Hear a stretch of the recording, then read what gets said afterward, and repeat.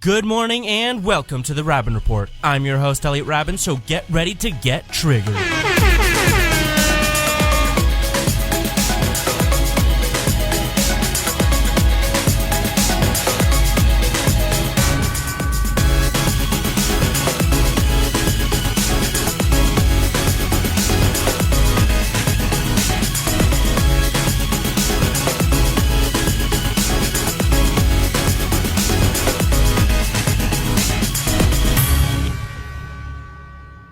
Hello and welcome to the Raben Report. I'm your host, Elliot Raben, and with me is my expert panel, as always, Amara, Samuel, and Jordan. How are you guys? Good, excellent. Good, great. Awesome, great to hear. So, to begin, all opinions expressed are not those of Ryerson or Ryerson faculty, and are only those of the individual commentators. Viewer discretion is advised. Before we get into the news, we'd just like to remind our viewers that we are now available everywhere. Did you miss the Raben Report's live show? No problem. Now you can catch up on all past episodes on Google Podcasts, Apple Podcasts, and Spotify. Of course, you'll only be able to see our crazy reactions right here on Facebook and the clips on Instagram, but if you're driving to school, doing some homework, now you can listen to us anywhere. Coming up a little later in the show, we'll be talking about our main topic, social media, but first, let's take a look at our top stories in our weekly update. Beginning with the continuation of the Ryerson and RSU saga.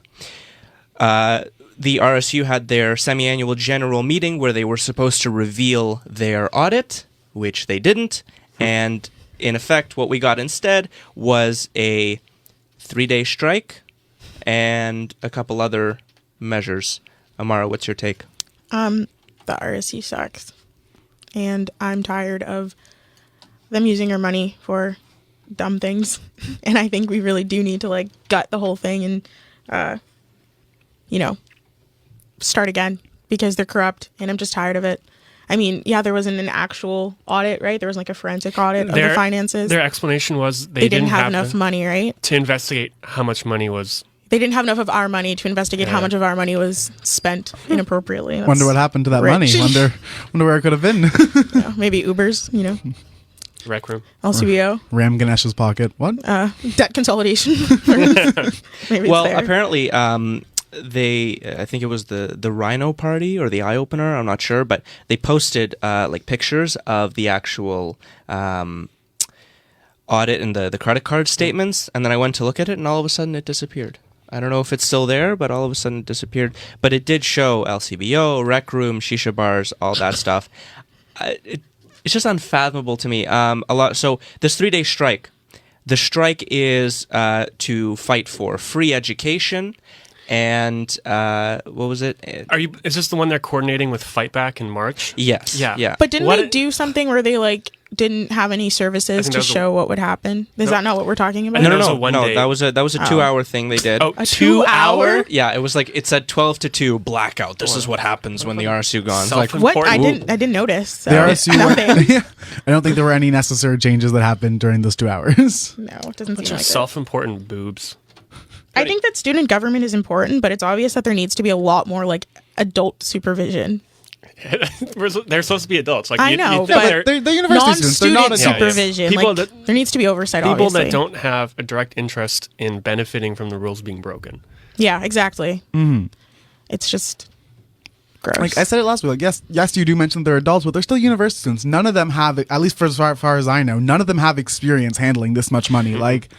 There's no oversight. You have to steal it. I just think exactly. With that much money, you definitely need some sort of oversight. It's clear that we can't trust students, and considering how low the turnout is, even just for votes and running for spots too, it's I feel like students don't really know how much money is at stake and what's being done. In all seriousness, I don't even know if I've ever voted in the RSU elections, to be completely honest. I have.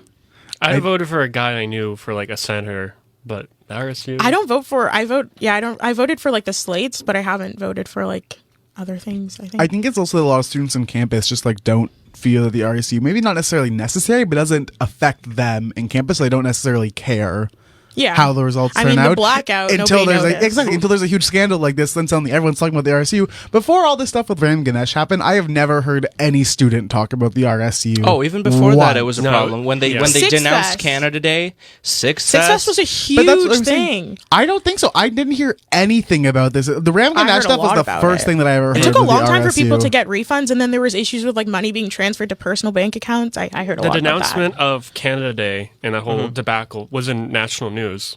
Yeah. Yeah. Was it? Yeah. Well, then maybe I'm just not in the right circles with this. And I think like they're supposed to represent us. I don't know who voted that Canada, like Ryerson It students don't was care two about Canada execs. 150. It was Yeah. like two execs that signed the whole, that said everybody yeah. approves Like I it. think if they polled students and we agreed to that, like the majority, then fine. But they just kind of like decided that Canada 150 isn't the- something Ryerson likes. The whole problem was that they didn't even reach a consensus with the executives. There was like two rogue, or maybe even one rogue executive that just approved that, and then even the other ones were like, Yeah, there needs to be oversight. Obviously, yeah. there's too Yeah. much power and money with I guess, people who are too inexperienced and immature.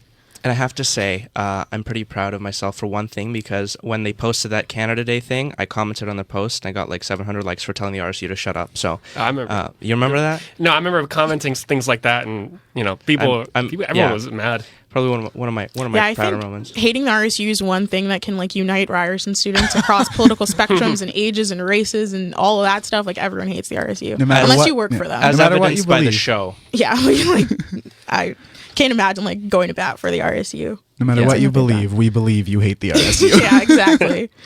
Yeah, it's a great way to bring us all together. bond. Yeah. Now let's talk about bringing people or dividing people. Trump's State of the Union and the impeachment.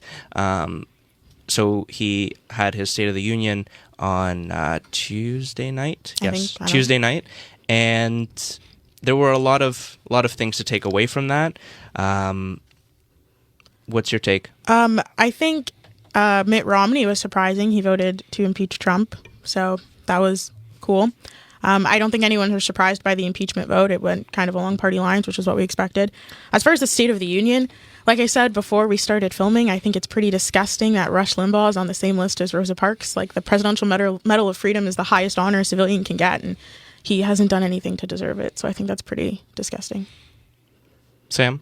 I would give his State of the Union a B, in that he touched on some important points, but I didn't really feel like he talked about immigration or national identity enough. He mentioned immigration for, I think, it was like a little short diatribe for about a minute and a half, but I don't think it was adequate enough. And he didn't talk about the new trade deal all too much, or relations with China. I would have. It just seems like George Bush could have done that speech, ignoring a couple of little points they made. I think two key moments to take away from that were the fact that Trump refused to shake Nancy Pelosi's hand, and then Nancy Pelosi ripped up his speech, which is both really unprecedented in a State of the Union. And there was an actor, I forget who, but he said that the U.S., after that State of the Union, with everything that happened, the U.S. has lost credibility A lot of in the world. A lot of politicians didn't go. Like I know AOC didn't go, and I don't think she was the only Congress person to not go. I think politics in the states especially is super divided, and we can see that just from those sorts of things. Like it just seems like they're completely not on the same team at all, and they should be, because they're supposed to be trying to do the best for the American people. Yeah, but- it's all really just political theater. Like no one actually cares. It doesn't matter. Like the two political parties, you either identify as one or the other, and people are competing for the couple of percentage points in the middle. Like whenever you hear on the news, Fox, CNN, doesn't matter. It's like, well, I think the results of so and so will really show the American people, blah blah blah. Like people don't give a shit. What they're gonna see a new speech by a political person or a senator, governor, whatever, congressman, congresswoman, be like, well, yeah, that's really interesting. I guess I'll just change my completely, my political views on a dime. No, I think there's a giant bifurcation between the two political parties, and they're irreconcilable. Reconcilable. I agree, and I think Nancy Pelosi, like, she's doing all this stuff, but she hasn't really, done the best for the Democratic Party in terms of even just impeachment and stuff. I don't think she's handled it that well. So I agree, it's political theater, doesn't mean anything. I think I'm just tired with it all, to be completely honest. Like, Yeah. I keep seeing things on like Twitter and stuff like that, being like, "Watch Nancy Pelosi like own Donald Trump by not using that specific term how you refer to the president of the State of the Union," or Donald Trump Republicans like Donald Trump owns the Democrats. So it's like Destroys. none of this is actually making any impact on American politics whatsoever, and I'm just so tired that these like people are considering these little victories when we're just seeing the same stuff over and over. And I'm not surprised. No one's surprised by the impeachment vote. I'm tired of talking about the impeachment Exactly. vote. It's exhausting. People have been talking about the result was going to be since the moment it started. We go through the whole dog and pony show of getting here, and it ends exactly as we expected, with maybe Mitt Romney being the surprise of the century. I don't know. I'm just exhausted with it, to be completely honest. I think we predicted it exactly how it would go on the show, even. Yeah, I think we talked about Yeah. the We're not anyone even did. special, yeah. Not even most of us are Americans. And even thinking about what we're going to talk about this week, I think we all agreed we don't want to do an entire episode on the State of the Union. No, Or I I'm so couldn't, you know. tired of It's saying everybody- the word Trump. Like, we're also yeah. Canadian, so I mean- even more so. Like, I don't care. Yeah. Well, granted, like the shows that we did on the whole situation in the States, people enjoyed, but everybody's exhausted at this I point. don't think it's like, I understand that, especially America's a superpower. Their politics affect the entire world. We're also like very close to them, so it makes sense that people in Canada care a lot. But yeah, I think we shouldn't pay too much attention to it. Even the titles you guys were just saying, like, they sound like SJW cringe compilations on does. YouTube. It's and awful. it's like, these are federal politics in the United States of America. Like, that's so just ridiculous. These are the people we elect to make serious change. Not Well, we us. don't. We don't wouldn't elect have them. done These are that. the people that are I voted. elected to make serious change in a Traitor. country. And this is the best we can get right now, is just these subtle owns. Like, Yeah. it's ridiculous to me Want at to this talk point. about the incompetencies of American politicians? We should talk about the incompetencies of Canadian politicians, and specifically the leaders running in the Canadian conservative federal yeah. leadership. That's oh a my whole other god, show. it is so We're going to talk about that Please. another time so because bland. we're going to move on to our next item in our weekly update, which is hopefully going to bring people together, the Super Bowl. Yes. J-Lo and Shakira.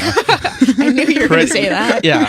Well, that's where we were going. I mean, who here watches football? You, I watch Sam, football. you do? Yeah. Okay. Well, like, so, yeah. Sam, you want to capitally punish the sports fans, as mentioned in Absolutely, previous. without any irony or hint Yeah. of nuance. Jordan, you don't like sports at all. The I don't even halftime know show. who was playing in the Super Bowl, to be Yeah. completely honest. I don't really care for football or know anything about it, but I think we can all agree Shakira and J-Lo had a great performance, right? I think the online commenter said otherwise in a ridiculous show of racism, to be completely No, honest. I don't know. No, I mean- racism. A mix of racist sexism. Basically, because J-Lo and Shakira had provocative outfits on stage, people are slut-shaming So, them online. I heard that, but I don't know if that's racist. I think that's a little, I that think would be people- white sexist. women dress like that a lot Yeah. and don't get called People out are for saying it. that it's a Latino or Latina thing, but I think that I think it's also sexism, to be more so. I think that may have maybe just like misspoke. I think if you were watching the halftime show, if you're planning to watch the halftime show, and you heard like with your kids, because that's what people were complaining about, and you heard that J-Lo and Shakira were going to do the halftime show, I'm not sure what you expected. If you've ever seen one of their music videos or like anything, like that's what we would expect from them.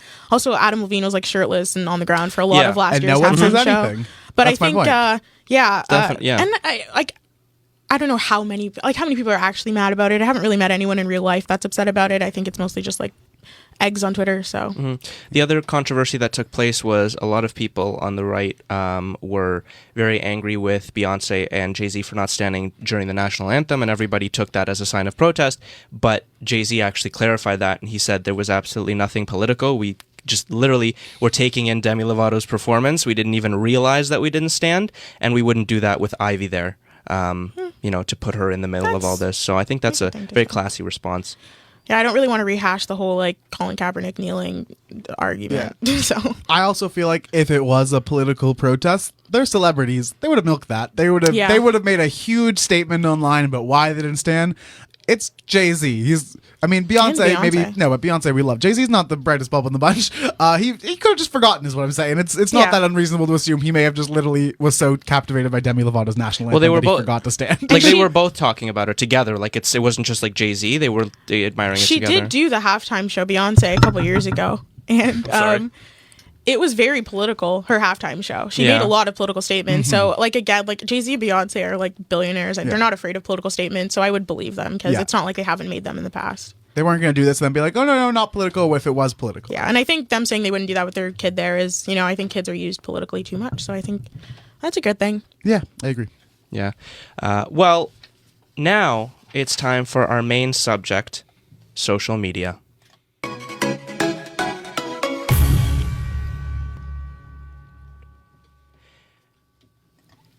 The ability to share photos, opinions, and events in real time has transformed the way we live. Social media is how we stay connected in the 21st century. Facebook, Twitter, Snapchat, Instagram, Vine, LinkedIn, TikTok, Pinterest, MySpace, I could go on. Forget about your carbon footprint today. We're talking about your cyber footprint. Our team takes a look at the impact social media has had on our society, whether good or bad. And later in the show, we discuss the infamous chair girl and coronavirus prankster. As a reminder, we are live on Facebook, so make sure to comment on our feed to have your thoughts read live on air. So let's begin. Is social media good or bad for society? I think it depends on how you use it.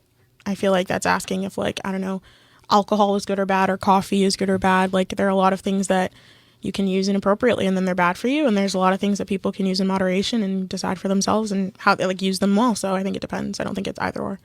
I agree. Just to further go off of that, I think it's more so I think it's easy to blame the platform and not the user, which I think is a big thing. I think the pros of social media outweigh the cons of social media, at least from my experience.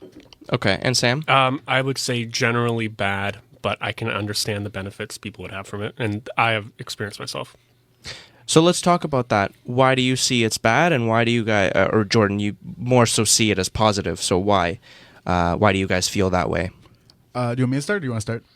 Go ahead, Jordan. Oh, yeah, I'll start. Yeah. Okay, awesome. I think that, yes, there's an argument used that social media divides us further than ever, but I don't think that's necessarily true. I think the fact that how global our society has become, people have family and friends now all over the world, that it's a way that you can connect yourself to people that you wouldn't necessarily have been able to connect to as easily in the past.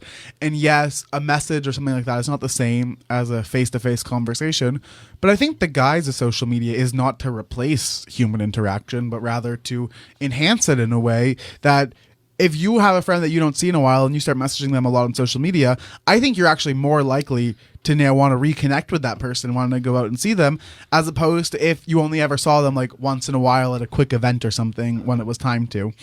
I think my last point I'm going to make with this is that I believe that a lot of people have very niche interests that sometimes they wouldn't necessarily go their way to talk about in every group that they're in. And I think social media is a way that when you put like what you like on display like that, if you have a friend who has an interest similar to you that may never have come up in conversation, that's a new way to bond each other to something. You have a TV show you like, you have a book you both read that you've interested. That's conversation that starts. That's more likely to lead to more face-to-face interaction, in my opinion. And Sam? I can understand all those points, but I don't think those things would disappear if social media disappeared. I think that they existed in the past, and I'm not going to deny that. I'm not going to ever say that I believe that it could just disappear. People could, en masse detach or unplug from all these different sources of media. But I think that there existed ways that those things that Jordan mentioned were done in the past could be accomplished in non-technological ways. I'm just thinking to myself, I don't think, maybe you've had a different experience. I've reconnected more with people that I haven't in the past just because of social media. I think if I really wanted to, I could just contact them on the phone or any other, method of communication. But maybe it's different for you. I think that's more of an individual case, though, like you said. I think because you already don't necessarily like social media that much, you yourself are more likely to do that compared to other people who I think would have more enjoyment with social media. Yeah, That's I'd possible. agree with that. I think that the world is a lot smaller with social media, and I don't you can have friends all over the world now. And I mean, you could have pen pals before the internet and before social media, but I think it's a lot easier nowadays. So I think social media does a lot of good. And I would agree with Jordan that the good outweighs the bad. Well, in terms of good outweighing the bad, we actually asked our audience the same question. Similarly, we Sam, what was the question we asked our viewers? Sure. The question we asked was, is the rise and reliance on social media good or bad for our society? And how many people voted? So we had 54 votes. 41% said it is good for society, and 59% said bad. Interesting. And in terms of how many people said each? Sure. We had 22 said it was good for society, and 32 said it was bad. Very interesting. And then we asked the same question on our Instagram poll, and according to those results, we had 19 votes, 9 of which said it was good, and 10 of which said it was bad. So it's pretty interesting to see the divide.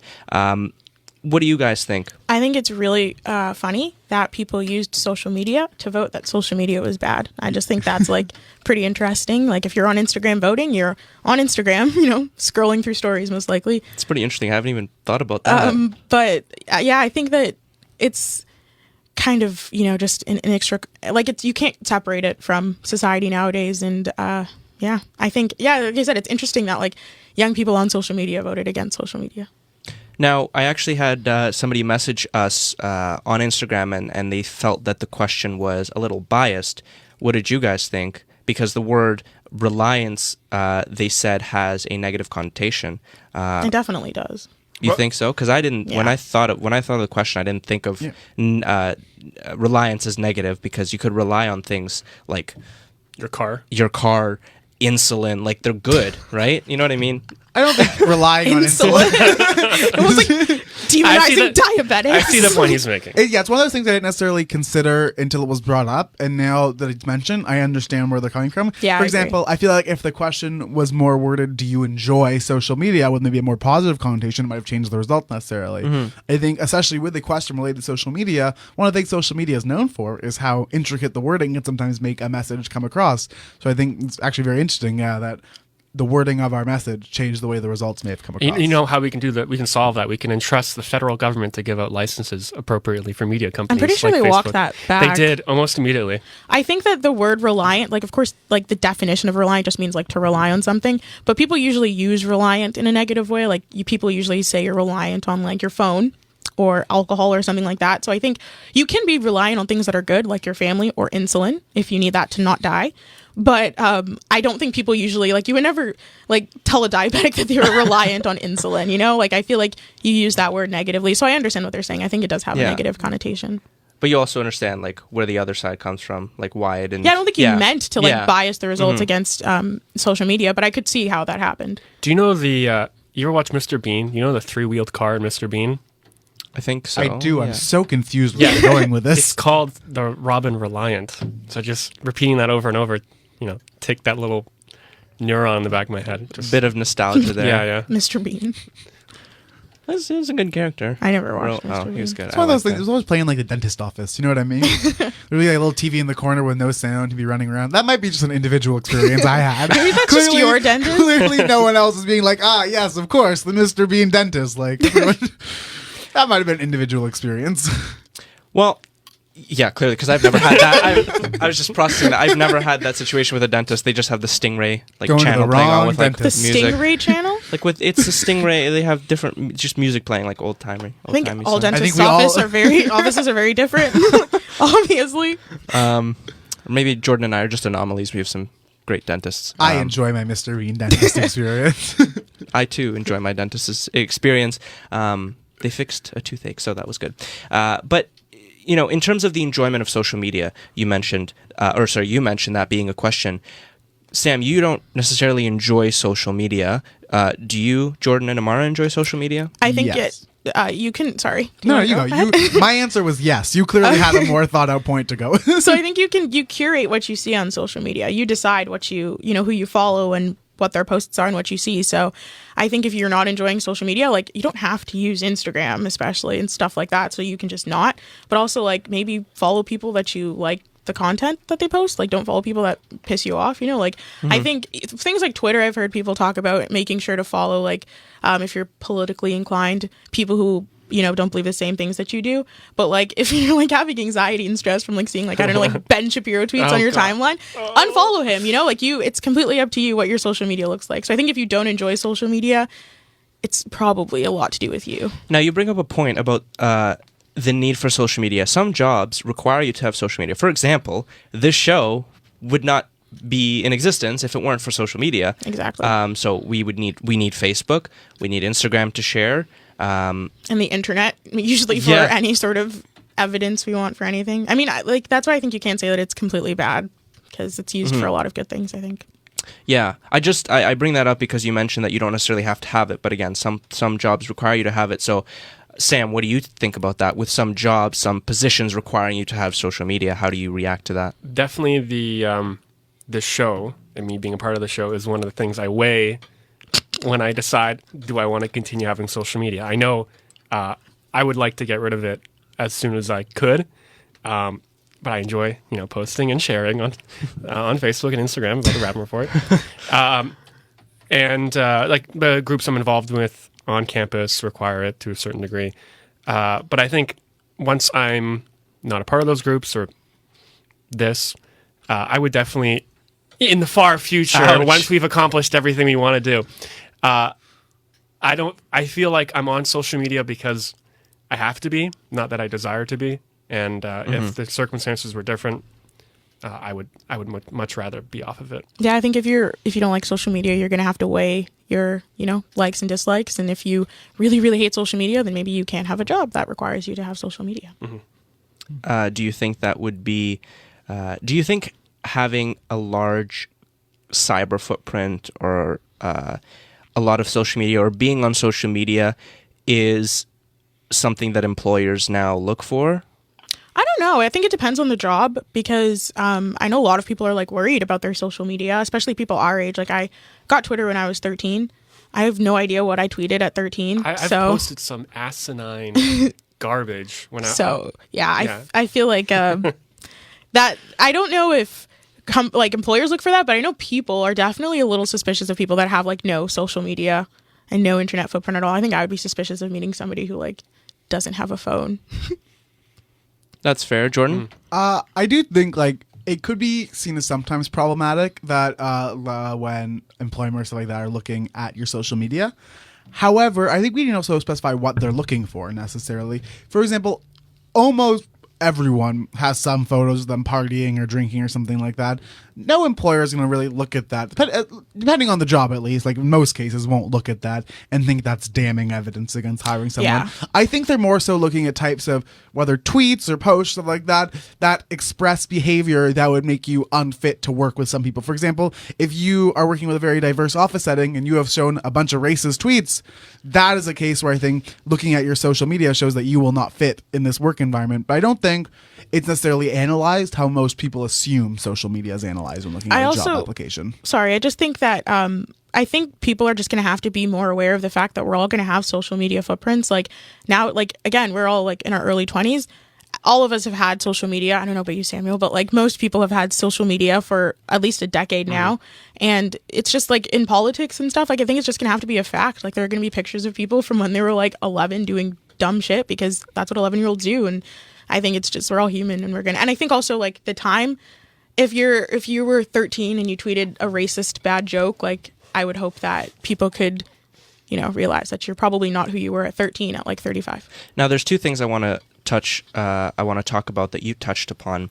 One is politics, and one is, you just mentioned it, cancel culture. Yeah. Cancel culture.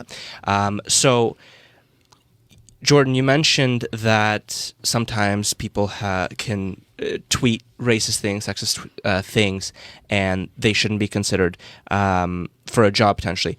That goes back to cancel culture because you look at Kevin Hart, and he people said, and there's proof of it that he tweeted some homophobic stuff. However, he apologized for it, and I think didn't he refuse to apologize? Sorry, he to cut you off. He refused. He refused Yeah, I think to that's why he apologize lost for the it. Oscars because Okay. he Yeah. said he wasn't going to. But sorry, he was on Yeah. to. But that no, is fair enough. Yeah, that's an isolated incident. I get what you're saying. At the point, like people who learn and go from that. I do think people who should be given second chances. When it's expressed that this was a long time ago, it's not like you say Exactly. something racist or homophobic yesterday, Yeah. and then today you're like, I'm a completely different person. That's unrealistic. I look at James Gunn as I think an excellent example of that because I think the stuff that he said in the past, he's shown clearly that he is not that kind of person anymore. At least from my perspective, I don't know him personally, clearly, and I think that's okay. But like when I'm using a workplace as an example. My more thing is if you are currently making these things, I think when it's in the past, it needs to be examined compared to how you are now. I think the age of the person also matters because I don't agree. know if you guys have seen, like, there's a video of Justin Bieber saying a racist joke where he, like, says the N-word a lot. I didn't see it. And he was, like, I don't know how old he was, like 12 to 14. Like, he was obviously young. He was pretty young when he got famous, so he was obviously young. And I think that should be viewed differently than somebody, you know, telling or tweeting a racist joke at, like, 26. Like, I think we just need to contextualize everything. So if a 12-year-old said something stupid on Twitter, maybe you shouldn't judge them for that like a decade and a half later. But if a 30-year-old is like currently tweeting racist things, I could understand not wanting to be around them Exactly. And or also, employ them. And also, going back to the job landscape, I think one of the reasons it's such a hot button issue right now is because social media has become so relevant in the past decade or so. It's more of a newer thing with companies looking at social media. It's especially a lot more with young people now because a lot of older people at the time still don't have a lot of social media. And I think over the next decade or two, as social media continues to be prevalent in our society, and now we'll become more adults, have social media, kids will grow up having social media, become such a staple of society. I honestly think in like 10, 20 years, employers looking at your social media is not going to be a very hot button issue to people. Yeah, Well, I agree. the fact that employers do look at it now, and the fact that social media has caused a lot of people to lose their jobs, does that seem like a problem, or is that better for people because it shows the true side of people, or again, is that too invasive? I think it has to be contextual. Like, I think this is like all going off of like a vague thing that I read, but there was like a Facebook group that was kind of or pretty racist that a lot of cops were in, I think, and that was a big deal. And like, I think that's a big deal. I think I would want to know if police officers were like in a group where like racist ideas are shared and supported.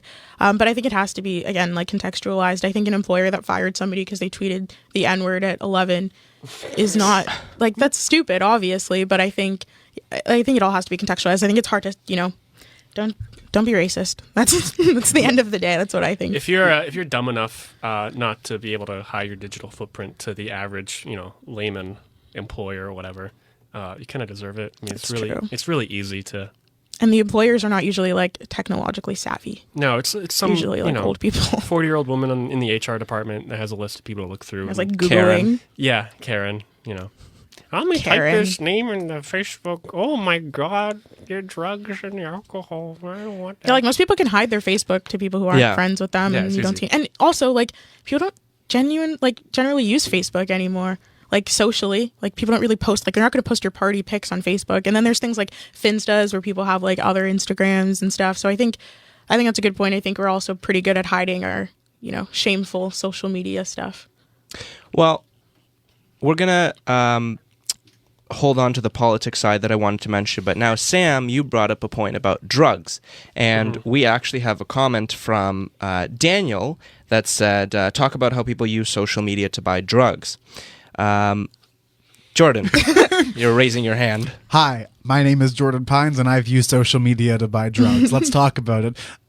Basically, I do think drugs are illegal. Obviously, you shouldn't use social media to buy drugs. I'm going You to just use. admit to a crime. I might be admitting to a crime. Hopefully, this won't be liable. I think it The depends. Raben which Report is drug. not liable for Jordan Pine's actions. I think it depends which drug. I've only think you're bought okay. marijuana on social media. But basically, with OCS, when it at least first arrived, because I will talk about OCS, I hate OCS. A lot of people were very angry, and a lot of Facebook groups got made for OCS alternatives.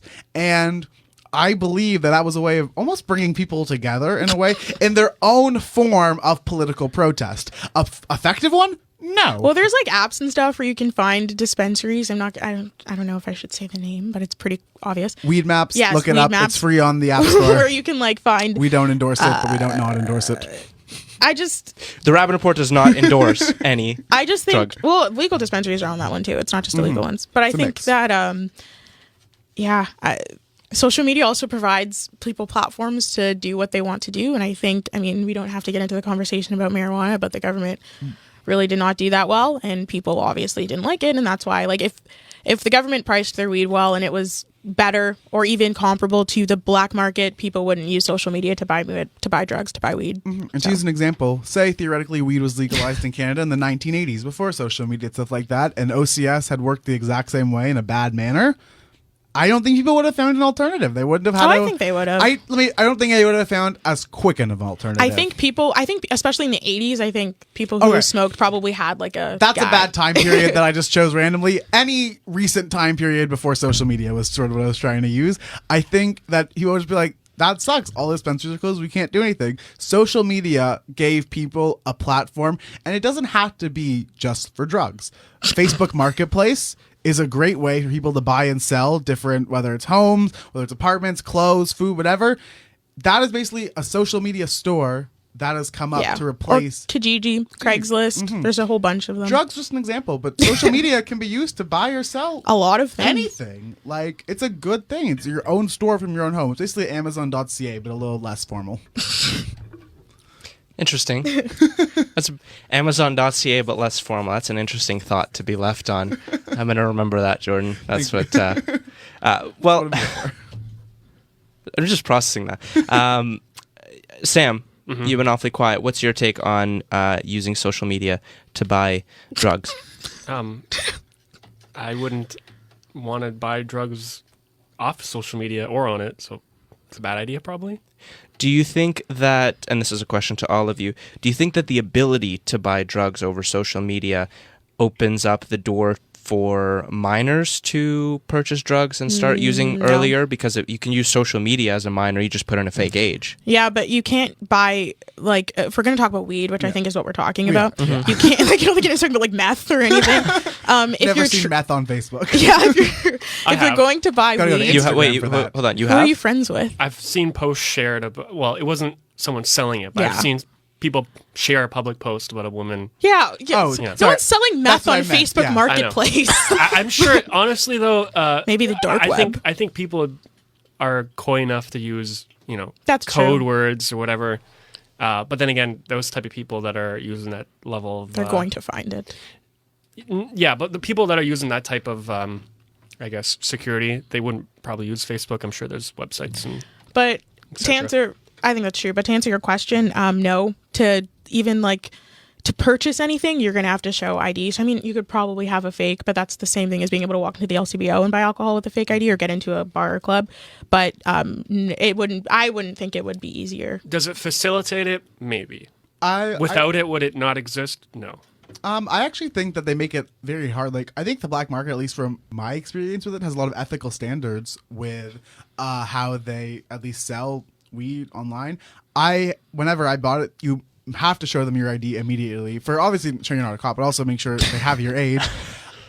To use actually a personal example, and I'm going to say that this only hypothetically happened, just so I'm not liable for anything. But hypothetically, I went to order weed online, and I wasn't going to be home, and I said, you text my brother when he gets there, and he can pick it up? And they were like, no, unless he shows us his ID and we know that he is of age, he cannot pick it up, Yeah. or we can't be liable for selling for a 15-year-old child, something like that. Like, I think they're responsible. You And know what I mean? to That's spend- an individual case. That is an individual Well, case, if but the illegal dispensaries as well that exist, like you can't even like get into where the weed is without showing your ID. So I would say, like, obviously illegal dispensaries and people who, because those are delivery services that you're talking about, they already are operating illegally.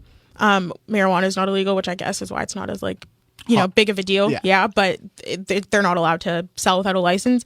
I can't imagine that they would choose to sell to minors as well. Like, that is illegal, and that would be a pretty big deal. So from my experience, the illegal dispensaries and illegal like weed dealers that you can find on the internet are pretty stringent with making sure that you're of age.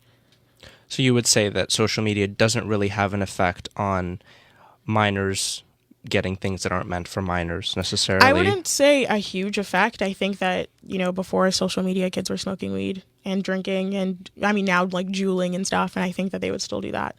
I think the bigger thing is like fake IDs. I think that's like facilitating a lot of young kids being able to purchase In those front things. of the SLC, there's a novelty ID. They're novelty. They're not fake IDs. They're I don't novelty. know. That's so stupid. That's why they're still there though, because know. they say they're just like They should be souvenirs. shut down. it's just like a fun ID for jokes. There's like bands of 16-year-olds. Show waiting. your friends. Show the person at the LCBO Yeah, show store. the bouncer. Wow, look at this cool ID. It's a novelty. Anyway, I'm going. Bye. And they're usually from like the States, I think, too. Like they're not The from- IDs? Yeah, I don't think that they're definitely not like Ontario driver's licenses. That's Yeah, because people would know what those look like. Yeah, also. exactly. yeah, it's harder to fake from, like- those in Ontario, Even- being in Ontario. When Moralia was just in, in Ontario she would use for Quebec provincial ID. They have something different there where it's like, well, you can have it here. You know, the pink or purple. The purple one. Yeah, that like doesn't do anything but prove the age you are. Exactly. They have an equivalent like that in Quebec, and hers would not get recognized or acknowledged in bars and wherever. Because people are LCBO. suspicious of out of province. It also looks exactly, and it also looks very different than any kind of standardized Ontario ID. So, I think if it'd kids are be easy. determined to like smoke weed or drink or jewel, they're gonna do it. Like, there's not much you can do Yeah. to stop them. Well, moving now to a different subject that everybody gets exposed to on social media, politics. You mentioned if you don't like certain politics, then maybe unfollow them. Ben and- Shapiro's Yeah, I know you Specifically. hate Ben Little Shapiro. Ben. or Candace Owens. Why are you mentioning only people that have no redeeming qualities? Or Dave Rubin. Oh, Wow, you just hate the Young Turks too. No, I mean, like the Young Turks. Okay. I Well- have a political ideology. Yeah, obviously. But let's talk about the use of it for politics. President Donald Trump has used social media to his advantage in getting closer to his base, tweeting stuff that maybe he shouldn't have tweeted, in terms of national security, not necessarily racism or sexism statements. But how did that help him, and do you think it helped him? I think it did help him because like there was a long time where like whatever Donald Trump tweeted that morning was like all anyone was talking about. But I think that would have happened for any president who got into office in 2016. Like I think that's just natural, the use of social media. I think Donald Trump is like, he's Donald Trump. Like, you know, I don't like his tweets. I think like he tweeted about bombing Iranian cultural sites, which is a war crime. So like he's not using it that intelligently. But I think that any president, and there's a lot of politicians on Twitter and stuff now. Trump is. Oh, sorry. I saw you really talking. I was like, no, I'm getting my word in first. I actually don't agree with you on that necessarily. I know, shocking. Me and the Amara hell, don't agree Jordan? on something.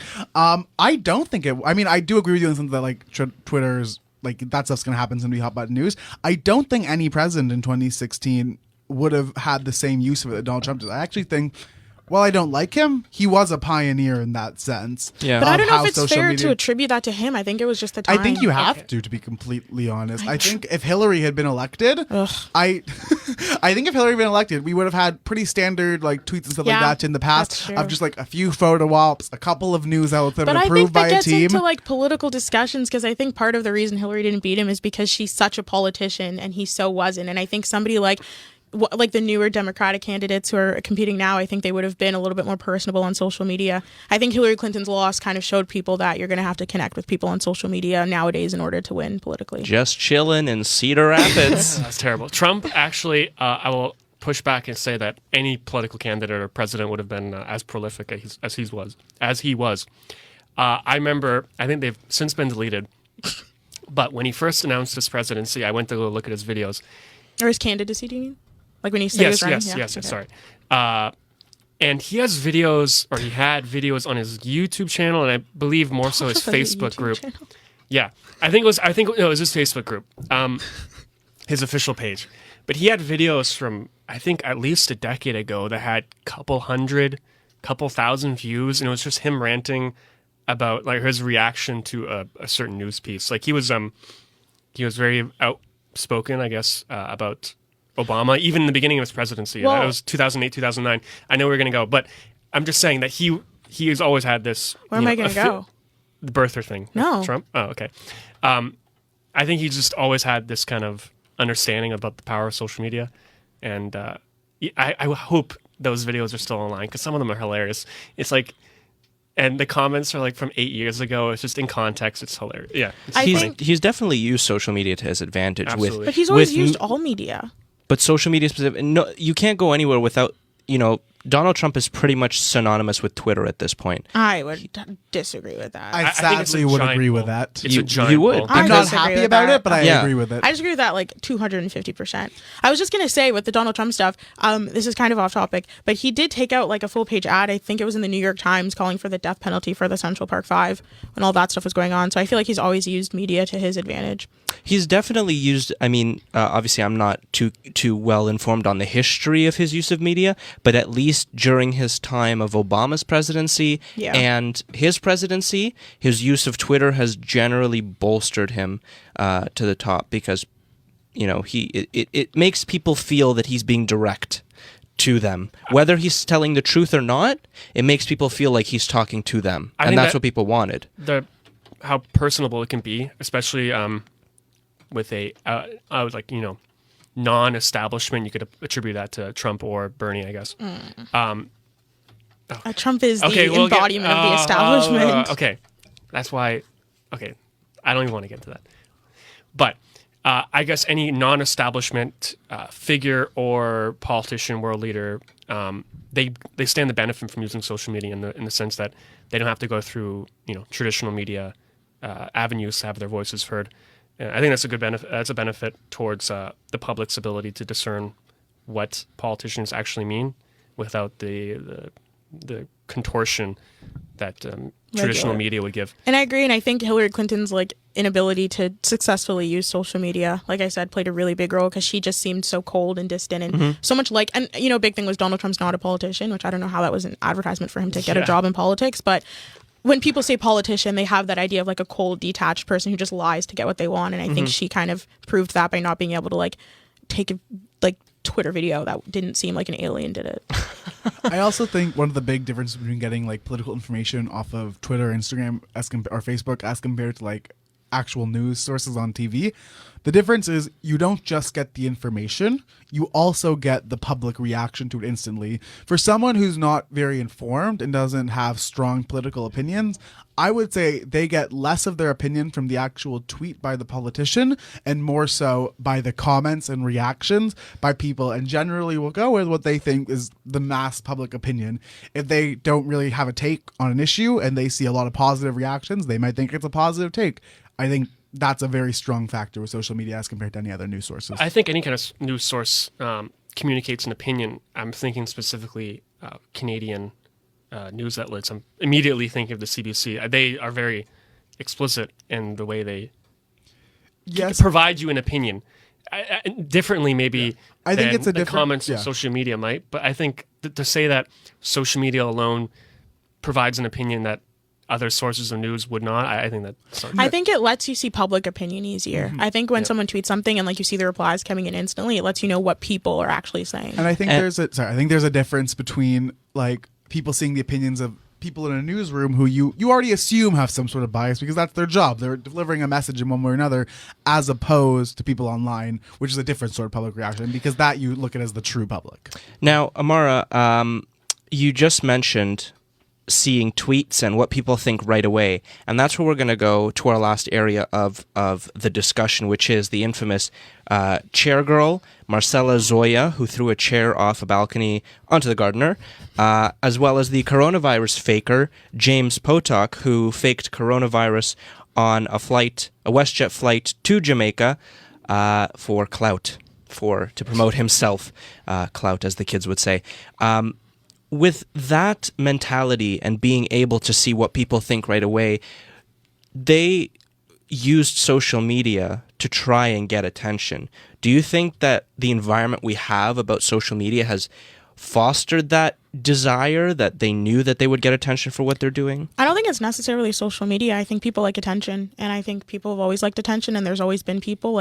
Madonna existed before social media, and she did a lot of things for attention. I think people just want attention, and social media is another way for them to get it.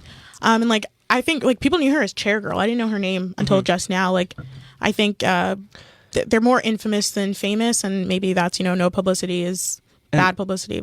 And the thing is, there's the big distinction though, because Madonna was a best-selling female artist, whereas Chair Girl did something bad and she got attention for it. Without social media, she wouldn't have gotten that attention. Madonna, obviously, without social media, would still get attention. Yeah, so I was saying that people want attention and people do outrageous things for attention, and they've been doing that since the beginning of time, I'm sure. That's all I was saying. I'm not comparing Madonna to Chair Girl. Right. Would you say, though, that because of social media, it's made it easier and more okay for people to do outrageous stuff to get that attention? Because it worked for Marcella. She got into a Drake music video. She's everywhere now. She got cut. And she's not everywhere. I had never heard of this person before we'd started talking about her. And I did not know. I knew her as Chair Girl. I didn't know her name. And I know, I think I think it backfires for a lot of people. I don't think she's gonna have a good time like walking around. People don't like her. Or, like a more local example, the guy who was pouring buckets of feces on people, like he's not, because of social media. He was in jail. He wasn't. Well, I think he's out on bail, but he's like his face is everywhere, and you're gonna avoid him. I don't know if he did it for attention. Well, we don't know What he other did it. reason would he have done it for? Is the question. I really don't know. There's not really. We can't. We don't have the time or expertise. But you have Revenge. specific. But I'm talking specifically about people who explicitly say they did it for attention, like James Potok, who faked the coronavirus on the flight. He didn't expect He the flight got to turn kicked around out. completely. Yeah, that's the thing. Like, attention does not necessarily equivalent to reward, in Yeah, my opinion. I These agree. people are getting a lot of media attention. It's not a lot of positive media attention. Any article I read about these people is basically just like, look at what this idiot is doing now. I can't wait till I get their comeuppance. And yes, there are obviously other idiots on social media as well who will react positively, but just as many as those, there are people who will also message them like personally, being like, why are you doing this? Why here? or even worse things. Or even worse, which I do not condone in any situation, just to make that clear. And with Chair Girl especially, who is on trial right now, I don't think we have the results of that trial yet, unless it's still going on. I don't know, but she was late to court, is what I know. Exactly. On She's purpose, but On she's purpose? gonna get I like, think so. Yeah. she's gonna She be found doesn't guilty, care. and she's gonna like realize that this whole thing ends badly. And I don't. Well- I don't think she's gonna get what she wanted. I don't think she's gonna be like an influencer now. Like I think she's just gonna. But I think they take a page out of the book of people who did get clout from social media issues. For example, we all know this person. Cash Me Outside, How About That Girl on Dr. Phil. If it weren't for social media, she's now doing concert tours. She's now endorsing brands, getting paid for this. For what? For Well, now being she makes rude music. to Dr. Phil? So she got fame. Like she got because, I mean, Dr. Phil is Yeah. a TV show. I was gonna say, like, I don't think it's necessary. You go for. I don't think it's necessarily social media. That was a TV show. Yeah, well, but I do think like the But it went clips of her viral on went social viral media. on social media, and then she started. Majority of- Sorry, go Yeah, on. I just say the majority of people don't watch Dr. Phil. I love Dr. Phil. He's great, but the majority of people don't. She started a YouTube channel, and then she started making music. So I think like I'm not saying it's impossible for shitty people to get clout on social media and maybe get what they want. I just think that there is a limit, and I think people like Chair Girl, I think what she did is a lot worse than being rude to Dr. Phil. And I think things like that aren't necessarily rewarded, or the coronavirus guy. Like I think those things aren't going to be necessarily rewarded in the way that they think they will be. I looked up the woman's name that you mentioned, and she does look like a lady of the night. Which one? The Jesus. Chair Girl. Yeah. Oop. Wow. Marcella Zoya, yeah. I don't think I think she just. A woman of the night? I think she's a prostitute. Is what you were inferring to, right? That's Yeah. what that. That's what that means. Yeah. I think Yeah. she's just an idiot. I think that's. But the point I'm trying to make is that I think that she was obviously a narcissist beforehand, and narcissists will always exist in a healthy or unhealthy society. Does social media, allow that Narcissism small, to grow? exactly, or That's that small minority to reach a larger audience? Probably. I think the only thing that can be done is the court system, properly punishes these people, and that their punishment is just as public as the act that got them in trouble in the first place. And people don't like her. Like no one has Yeah. really any positive opinions of her. They don't like. She's an idiot.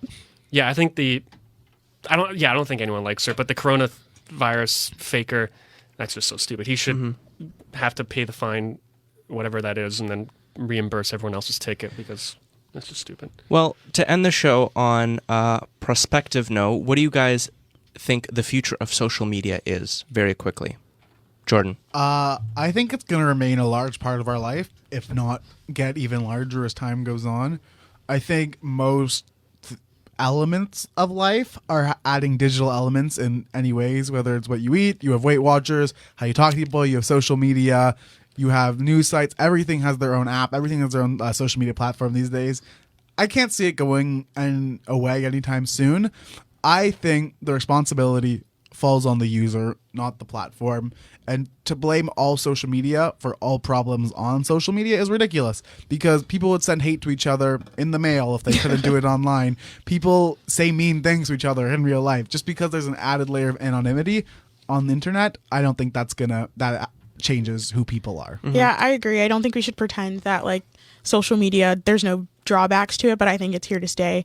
And I think like we were pretty much raised with the internet, and I know kids younger than us, like we're not old, but we're not young. There's like people in high school now that don't really remember a time before the internet, and I think it's just going to stay that way. So I think we're going to have to like get used to it and adjust and adapt to what it can do to us. And just, I think people should really be aware of what their kids are doing on the internet. I think a lot of parents are like, I think this is going to change too as like we become parents, like people our age, Right. but like I know people our parents' ages and older, a lot of them just don't have any idea how to use the internet, and your kid can't be on the internet and you like have no idea what's going on. That's not safe. So I think people need to educate Yeah. themselves. Well, Sam, you actually said that you're going to be very restrictive on internet and social media with your kids. Yes.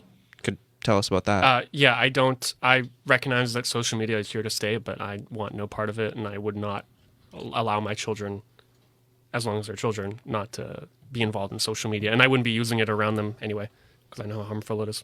And what would you say is the threshold? Like, at what age do you think you'd be able to let them on social media? When they're 18. When they're 18? Yeah. I don't think that I think that because social media is such an integral part of our society that people should be able to navigate it. And I don't think that somebody who didn't use social media until they were 18 would have, I think they'd have like a disadvantage compared to somebody who was. I think you should monitor it, and I don't think your kid should be like 11 and just on Twitter, but I think that not knowing how to use social media or the internet is a handicap. I think it also might be a deterrent. I mean, a lot of people use social media, and that's kind of part of bonding with people, like over memes, What type over of people? friends. Okay. You're on social media. Yeah, I am, regrettably.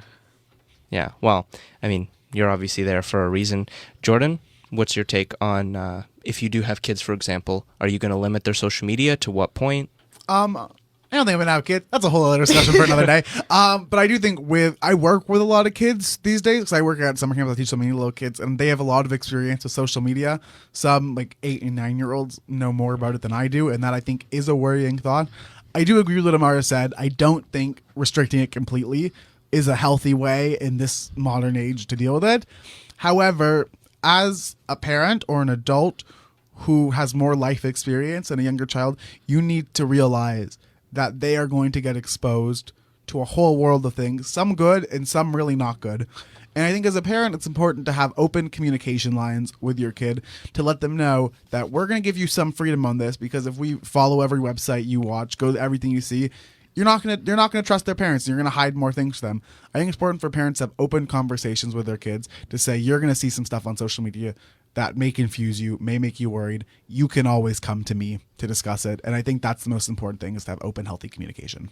Yeah, I would agree with that as well. Social media it's part of life. I mean, at this point, there's really no getting rid of it. Amara, your take on if you had kids, very quickly? If I had children, I would definitely monitor their internet use, and like I don't think like an 8-year-old needs, Twitter. Like, what are you tweeting at 8?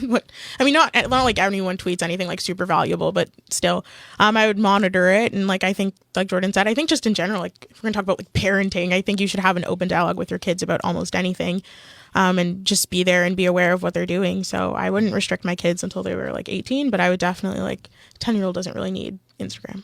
Yeah, I'm probably about the same. I would monitor it, but there wouldn't be much restriction. But that's where we end the show today. Thank you to everyone that tuned in and messaged us live. A brand new episode of the Raben Report will be coming to you next week, same day, same time, same people. Have a great day, everyone.